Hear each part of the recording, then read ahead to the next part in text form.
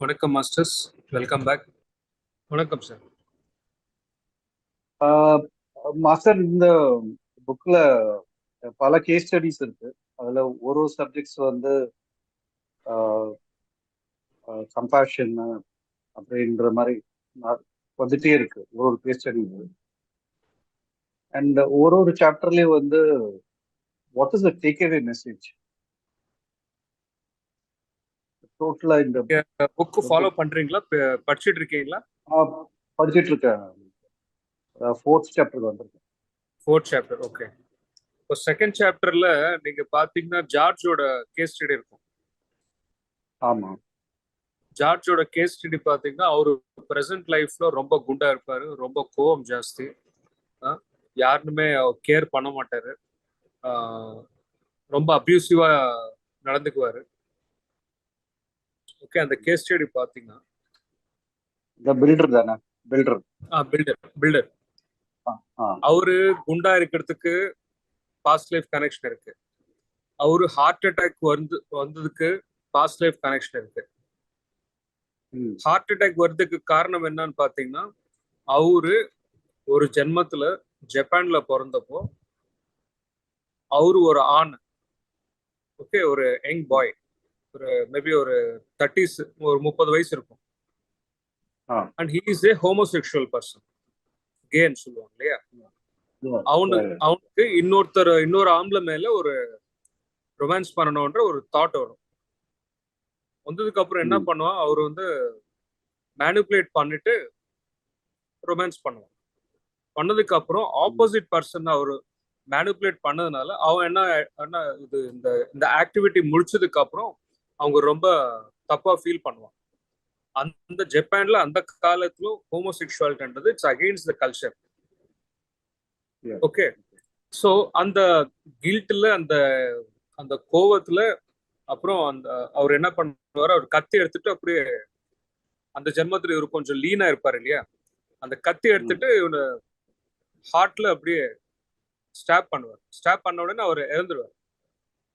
அந்த ஜென்மத்துல அவருக்கு அந்த காயம் ஏற்படுச்சு இல்லையா அந்த ஹார்ட்ல, அதோட இம்பாக்ட் தான் பிரசன்ட் லைஃப்ல ஹார்ட் அட்டாக். ஸோ அப்படி கான்டெம்ப்ளேட் பண்ணும்போது அது ஒரு எக்ஸாம்பிள். அப்புறம் அவரு மங்கோலியா, இந்த ரஷ்யா மங்கோலியா பார்டர்ல ஒரு வாரியரை பிறந்திருப்ப, அது ஒரு ஜென்மம். பிரசன்ட் லைஃப் டைம்ல இருந்து ஒரு 90 வருஷத்துக்கு முன்னாடி அங்க வந்து ஒரு கிங் மாதிரி பிறந்திருக்காரு. ஒரு அப்பாவி ஃபார்மர்ஸ், விவசாயி, அவங்களுக்கு தப்பு இல்லைன்னா கூட இவர் போய் கொலை பண்றது, வெறும் ஈரு இவக்கம் இல்லாம, ஐ மீன் நோ ஹார்ட், அந்த கம்பேஷன் இல்லாம அவங்களுக்கு கொலை பண்றது காரணமே இல்லாம கொலை பண்ணிடுவார். ஸோ அந்த மாதிரி கம்பேஷன் இருக்காது. அவர் இந்த மாதிரி கொலை பண்ணதுக்கு அப்புறம் கூட ரிக்ரெட் கூட இருக்காது.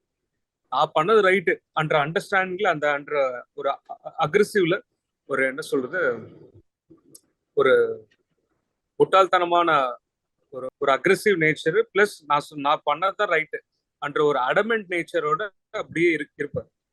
அதனால என்ன ஆகுது, அதுக்கு அடுத்த ஜென்மம் பிரான்ஸ்ல வேர்ல்டு வார் 1 டைம்ல பிறக்கும் போது அவரு ஒரு சோல்ஜரா வேர்ல்டு வார் 1ல பார்ட்டிசிபேட் ஆகும் போது அவங்க மேல ஒரு பாம்பு பட்டுட்டு அப்படியே கை வெடிஞ்சு போயிடும். ஸோ அந்த லைஃப் டைமுக்கும் மங்கோலியால இருக்கிற லைஃப் டைமுக்கும் கனெக்ஷன் பண்ணிருக்காரு. ஸோ நம்ம உடம்புல தலையில இருந்து கீழே கால் இருக்கும், எங்கெங்கெல்லாம் என்னென்னலாம் பிரச்சனை இருக்கோ, நம்மளால சரியா பேச முடியல, நம்மளால சரியா பார்க்க முடியல, புரிஞ்சுக்க முடியல, எல்லாத்துக்குமே வந்து பாஸ்ட் லைஃப் கனெக்ஷன். அது நீங்க கரெக்ட் பண்ணிட்டீங்கன்னா நீங்க வந்து உங்களுக்குள்ள எந்த குறை இருக்காது, நீங்க எல்லா விஷயத்திலும் பர்ஃபெக்டா இருக்கீங்க. அந்த குறை அந்த கம்பேஷன் இல்லாதனால, போன ஜென்மத்துல கூட கம்பேஷன் இல்லாதனால என்ன பண்றாங்க, கொலை பண்றாங்க. அதோட இம்பாக்ட் இந்த பிரசன்ட் லைஃப் டைம்ல இருக்கு. அந்த கேஸ் ஸ்டடி நீங்க படிச்சதுனால உங்களுக்கு கனெக்ட் ஆக முடியும் ஈஸியா. அவரோட லெசன் என்னன்னு பாத்தீங்கன்னா, இந்த பூமி மேல நம்ம இன்னொருத்தருன்னு எப்பவுமே பாதிப்பு கொடுக்க கூடாது. எல்லாருமே நீங்க எந்த அளவுக்கு நேசிச்சு எந்த அளவுக்கு கேர் எடுக்கிறீங்களோ உங்களோட சுத்தி இருக்கிற மக்கள் கூட நீங்க அந்த அளவுக்கு கேர் எடுக்கணும். அதுதான் நம்ம கத்துக்க வேண்டிய லெசன். அது கத்துக்கிற வரைக்கும் நம்ம வந்து நம்ம வாழ்க்கையில டிஃப்ரெண்டா நெகட்டிவோ பாசிட்டிவோ சுச்சுவேஷன்ஸ் நம்மளே கிரியேட் பண்ணுவோம். ஸோ அந்த மிஸ்டு லெசன்ஸ் இருக்கு இல்லையா, கத்துக்காம இருக்கிற லெசன்ஸ், அது கத்துக்கிறதுக்காக தான் இப்போ பூமியில வரும். இது பனிஷ்மெண்ட்டுக்காக இல்லை. நம்ம வாழ்க்கையில நடக்கிற ஒரு கெடுதலான சுச்சுவேஷன் பாக்குறதுக்கு கெடுதலா இருக்கும், ஆனா அதுக்கு பின்னாடி ஒரு காரணம் இருக்கும். அந்த அந்த அந்த லெசன் நீங்க கத்துக்கிட்டீங்கன்னா அந்த கஷ்டம் போயிடும். பூமி மேல எதுக்கு ஒரு ஆன்மா இத்தனை 1000 வாட்டி ஜென்மம் எடுக்குதுன்னா இதுதான் காரணம். ஒரு விஷயத்திலும் நம்ம கத்துக்க வேண்டிய லெசன் இது. அவங்க புக்ல வந்து ரொம்ப கிளியரா சொல்லியிருக்காங்க சாப்டர் 2ல. இந்த பூமின்றது ஆன்மா பொறுத்த வரைக்கும் ஒரு ஸ்கூலு. இந்த ஸ்கூல்ல வந்துட்டு என்னென்ன கத்துக்கணுமோ கத்துக்கணும். ஆனா கத்துக்கிறதுக்கு டைரக்டா யூனிவர்சிட்டி போனோமா, புக் எடுத்தோமா, படிச்சோம் அப்படி இருக்காது. இது வாழ்க்கை. வாழ்க்கையில நீங்க ஒரு விஷயம் கத்துக்கணும்னா பிராக்டிக்கலா நல்லது கெட்டது கத்துக்கணும்னா அந்த தகுந்த மாதிரி சுச்சுவேஷன் நம்ம கிரியேட் பண்ணணும். அதுதான் இல்யூஷன். ஸோ நம்மளோட ஆன்மா இந்த இல்யூஷன் டிராமா மூலமா இன்வால்வ் ஆனதுக்கு அப்புறம் தான் அது கொஞ்சம் கொஞ்சமா கத்துக்கிட்டு க்ரோ ஆயிடும். And also it is not about living sir, actually it is about learning. ஆக்சுவலா லேர்னிங் தான். See, that is what the understanding we get. அந்த அண்டர்ஸ்டாண்டிங்காக தான் நம்ம இந்த புக் நம்ம படிக்கிறோம். அந்த அண்டர்ஸ்டாண்டிங்காக தான் நம்ம வாழ்க்கையில நல்லது கெட்டது அந்த இன்சிடென்ட்ல இருந்து நம்ம கத்துக்கிறோம். ரெண்டாவது, இப்போ நம்ம நிறைய பொலிட்டிக்கல் நியூஸோ இல்ல சீரியல்ஸோ பார்க்கும்போது அது அந்த டிராமால நம்ம இன்வால்வ் ஆகும்போது இவன் தப்பு பண்றான், ரைட்டு பண்றான்னு சொல்லிட்டு நம்ம ஜட்ஜ்மெண்ட் கொடுக்குறோம் இல்லையா, தேர் also we are missing the point. அந்த அவங்க நம்ம எதுவுமே ஜட்ஜ்மெண்ட் பண்ண தேவையில்லை. அவங்க பேசுறதுக்கு அவங்களோட பாஸ்ட் லைஃப் காரணமா இருக்கும், இவன் ஃபேஸ் பண்றதுக்கு அவனோட பாஸ்ட் லைஃப் காரணமா இருக்கலாம். அன்ற அந்த அந்த பாயிண்ட் உங்களுக்கு ரொம்ப ப்ரொஃபவுண்டா ரொம்ப ஸ்ட்ராங்கா புரிஞ்சுதுன்னா அப்போ நீங்க பார்த்துக்கிட்டே இருப்பீங்க. ஒரு விட்னஸ் கான்சியஸ் டெவலப் பண்ணுவீங்க தவிர நீங்க ஜட்ஜ்மெண்ட் பண்ண மாட்டீங்க. ரெண்டாவது வந்து நீங்க உங்ககிட்ட உதவி கேட்டா மட்டும்தான் நீங்க பண்ணுவீங்க. Otherwise you don't interfere. அந்த லேர்னிங் கூட பை டிஃபால்ட்டா நீங்க கத்துக்குவீங்க. இப்போ மாஸ்டர், இப்போ வந்து somebody is asking us for help, அங்கே வந்து உங்களோட ஃப்ரீ வில் சார். அது நீங்க ஹெல்ப் பண்ணுவீங்களா பண்ண மாட்டீங்களா, ரெஸ்பாண்ட் ஆவீங்களா ரியாக்ட் ஆவீங்களான்றது it depends on the situation. நீங்க இதுதான் பண்ணணும் அதுதான் பண்ணணும்ன்றது nobody has any doctrine actually. So based on the situation you will take. ரெண்டாவது, வெறும் பணம் மட்டும் கொடுத்தா போதுமா இல்ல வேற ஏதாவது அட்வைஸ் பண்ணலாமான்ற கான்டெக்ட்ல கூட that is nothing but caring actually. But whatever you feel on the momentல, if you want to give you can give, otherwise nothing. I mean no compulsion in there. Second thing, if he is ready to listen, then you will be delivering whatever the message you want to give. Or meditation கத்துக்கிறதுக்கு ரெடியா இருக்காரா இல்ல வேற என்ன advice வாங்குறதுக்கு ரெடியா இருக்காருன்னா அப்போ இட் மேக் சென்ஸ். நீங்க பேசுறதுல அர்த்தம் இருக்கு. அவங்க எதுவுமே கேட்கல, நம்மளா போய் அட்வைஸ் பண்ண தேவையில்லை. அவன் பிச்சைக்காரன், அவன் லைஃப் இப்படிதான் இருக்கட்டும் அன்றது நம்ம நினைக்கவே தேவையில்லை. ஜட்ஜ்மெண்ட்டுக்கு போக வேண்டாம். நீங்க வந்து ஒரு டிராமான்னு எப்படி பாக்குறீங்களோ, ஒரு செடி மேல ஒரு குரங்கனை எப்படி பாக்குறீங்களோ ஜட்ஜ்மெண்ட் இல்லாம அப்படி அப்படி பார்த்துட்டீங்கன்னா so you don't get involved. அங்கேயிருந்து நீங்க என்ன கத்துக்கணும் lesson, that is more important. We can learn from everybody, from every incident, from every vision, from every sight. And the learning spree இருக்கணும் சார். மத்தது எல்லாமே இட்ஸ் ஆல் எவ்ரிபடிஸ் ஒப்பீனியன்ஸ் தான். Sir book பேரு நம்ம டிஸ்கஸ் பண்ற book பேரு வந்து same soul many bodies. Same soul many bodies Brian Weiss. இது அமேசான் ஃபிளிப்கார்ட்ல கிடைக்கும். Hardly 300 rupees. இது குவாண்டம் மெடிடேஷன் குரூப்ல யாரெல்லாம் இருக்காங்களோ இந்த புக்கு நேற்று அட்டாச் பண்ணியிருக்கேன், ஃபுல் பிடிஎஃப். யாருக்காவது வேணும்னா என்னோட ஃபோன் நம்பருக்கு நீங்கள் வாட்ஸ்அப்ல அனுப்பிச்ச கேட்டால் கூட நான் அனுப்புகிறேன் சார். எஸ் மேடம், கேளுங்க. எனக்கு என்ன ப்ராப்ளம்னா, எனக்கு 38 இயர்ஸ் ஆகுது. என் பேர் ரம்யா. எனக்கு என்ன ப்ராப்ளம்னா, எனக்கு ரொம்ப வருஷமா வந்து ஸ்லீப்பிங் ப்ராப்ளம் இருக்கு, ஸ்ட்ரெஸ் இருக்குது. அதுக்காக நான் ஸ்லீப்பிங் டேப்லெட் ஒரு 6 இயர்ஸா எடுத்து இப்போ ஒரு 6 மந்த்தா ஸ்டாப் பண்ணியிருக்கேன். பட் எனக்கு எல்லா நாளும் நான் தூங்குவேன்னு சொல்ல முடியாது. எனக்கு தூக்கம் வரமாட்டேங்குதுங்க சார். நான் தூங்காத நேத்து நைட்டு ஃபுல்லா நான் தூங்காம இருக்கும்போது, அப்ப எனக்கு என்ன ஒரு திடீர்னு என்ன மீறி என்ன ஒரு தாட் என்ன வருதுன்னா, இப்படியே நீ இருந்தீன்னா உடம்பு ரொம்ப வீக்கா இருக்கு. அ இன்னும் ஒரு 10 வருஷம் கூட நீ இருக்க மாட்ட அப்படின்றா போல ஏதோ வந்து சொல்றா போல ஒரு மாதிரி இருந்தது. Okay, okay, okay. அது அதுக்கப்புறம் என்னன்னா, பகல்ல நான் தூங்குறேன். பகல்ல ஒரு 1/2 அன் ஹவர் தான் ஒரு சோஃபா மேல படுத்தேன். மறுபடியும் அதே மாதிரி யாரோ வந்து சொல்றாங்க எனக்கு. ஓகே. இது என்னன்னு எனக்கு என்ன சொல்றதுன்னு தெரியல. இது எனக்கு it is a mind game அது. இட் இஸ் ஓகேங்க sir. Nothing called intuition. It's a mind game. Okay. யாரோ சொன்ன ஒப்பீனியன் உங்க மைண்ட்ல ரொம்ப ஸ்ட்ராங்கா இருக்கிறதுனால இட்ஸ் கெட்டிங் ரிப்பீட்டட்.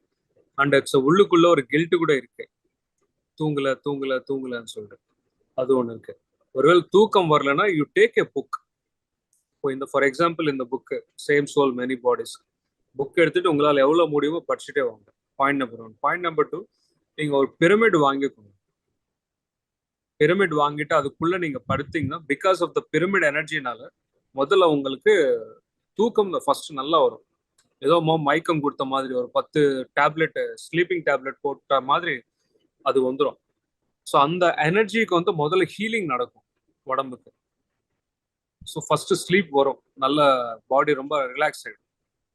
ஸோ அப்படி அப்படி பண்ணுங்க, மெடிடேஷனும் பண்ணுங்க. தூக்கம் வரணும்னு ஒன்றும் பிரச்சனை இல்லை, மெடிடேஷன் பண்ணுங்க. இப்போ தூக்கம் வராம இருக்கிறதுக்கு ஸ்ட்ரெஸ் மட்டும் காரணம் கிடையாது.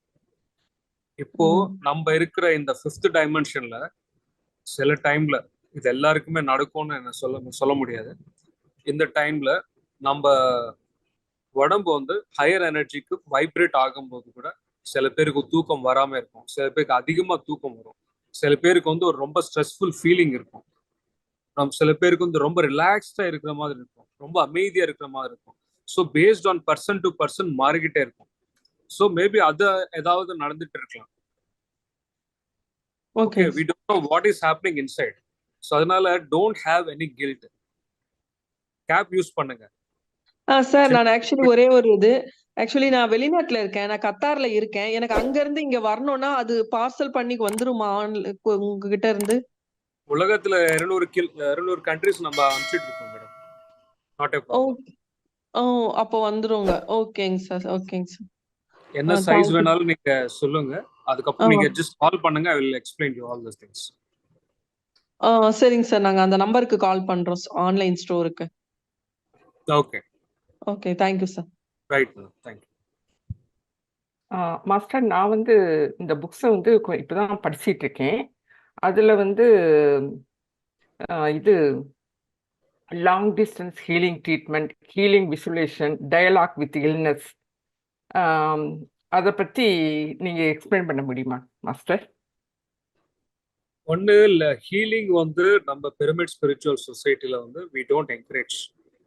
எதுக்குன்னா, இன்னொருத்தர் ஹீல் பண்ற கெப்பாசிட்டி இருக்குன்னா உங்களை நீங்களே ஹீல் பண்ற கெப்பாசிட்டி கண்டிப்பா இருந்திருக்கும்.